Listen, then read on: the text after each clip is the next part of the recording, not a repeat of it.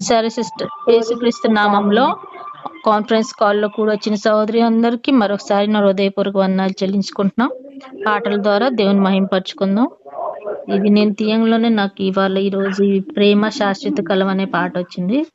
ఈ సాంగ్ పాడటానికి ట్రై చేస్తాను సిస్టర్స్. ప్రేమ శాశ్వత కాలముండేను, ప్రేమ నీటిలో శ్రేష్టము.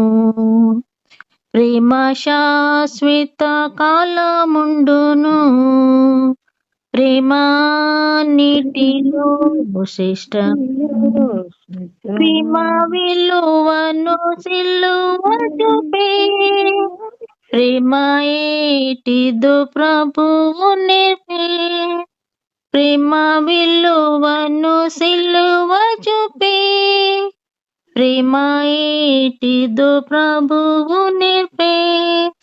ప్రేమ చూపు నరుల ఎడల, ప్రేమ గలిగి ఉండు ప్రియుడా.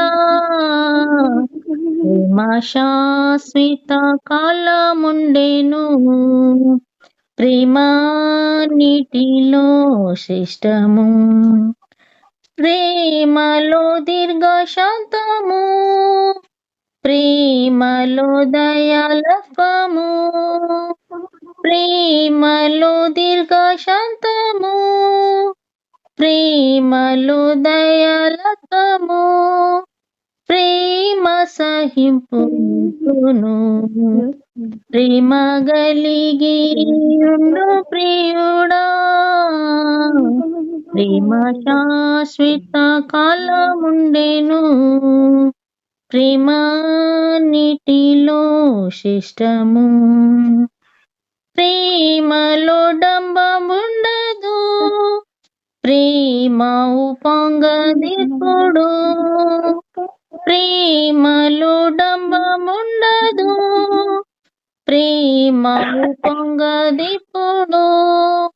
ప్రేమలో తగ్గింపున్నది, ప్రేమ గలిగి ఉండు ప్రియుడా. ప్రేమ శాశ్వత కాలముండెను, ప్రేమ నీటిలో శ్రేష్టము. ప్రేమించు సహోదరిని ప్రార్థించు శత్రు. ఏంటనంటే పునర్జనం అనేది మనము బాప్తిసం తీసుకున్నప్పుడు మన పాపాలను ఒప్పుకొని మనం గత జీవితాన్ని మనం అంటే సమాధి చేసి మళ్ళా నూతన జీవితంలో అంటే మనం పునర్జీవితంలో అంటే జీవిస్తున్నాం. కాబట్టి దేవుడు ఆజ్ఞలు పాటించుకుంటూ ముందుకెళ్ళాలి అనే విషయం కూడా జ్ఞాపకం చేశారు. సో అది చక్కగా చెప్పారు, మంచి మాటల్లో నాకు మంచిగా అనిపించింది.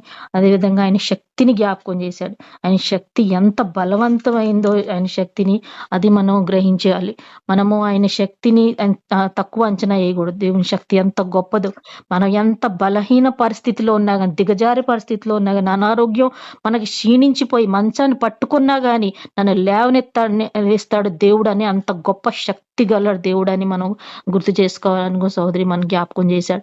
అలాంటి పరిస్థితుల్లో ఒకవేళ మనం పడిపోయినా కానీ మనం లేవనెత్తే దేవుడు ఉన్నాడు. ఆయన శక్తి చాలా గొప్పది, చాలా బలమైంది. ఆయన కనికరము చాలు మనకి. ఆ లాస్ట్ లో సోదరి ఏం చెప్పారు, నా కృప నీకు చాలు, నా కృప నీకు చాలనంటే నేను చెప్పిన ఆజ్ఞలు పాటించుకుంటూ ఇతరుల పట్ల కూడా నువ్వు ఎడా కనికరం కలిగి ఉంటావో అలా జీవిస్తే మట్టి ఖచ్చితంగా నీకు ఈ లోకంలో దేవుడు దీవెనలో ఆశీర్వాదం మనం అందరం పొందుతాం సోదరి.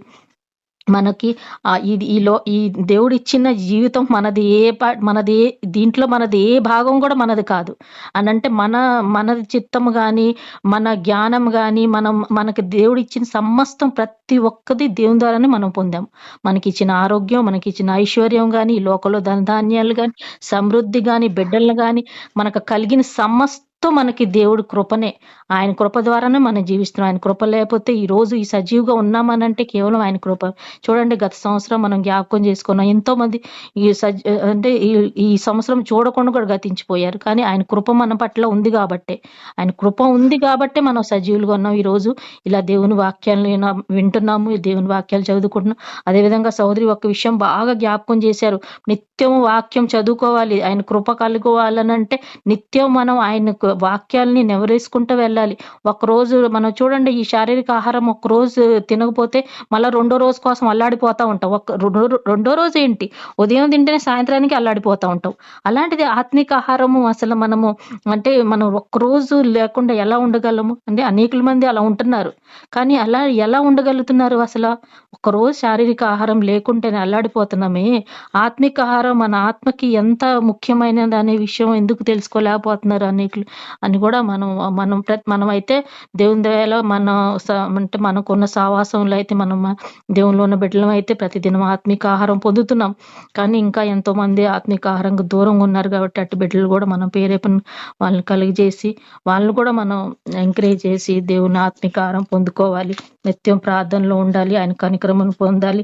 ఆయన ఇతరుల పట్ల మనం కనికరం కలుగు ఖచ్చితంగా ఆయన మనకి కనికరం కలిగిస్తాడని సహోదరి మంచిగా చెప్పారు. ఆయన కృప మనకి చాలు. ఆయన కృప ఉంటేనే మనం అన్ని సమస్తం సాధించగలం. కాబట్టి ఆయన కనికరం పొందడానికి మనం ప్రయాసపడదాం సహోదరి.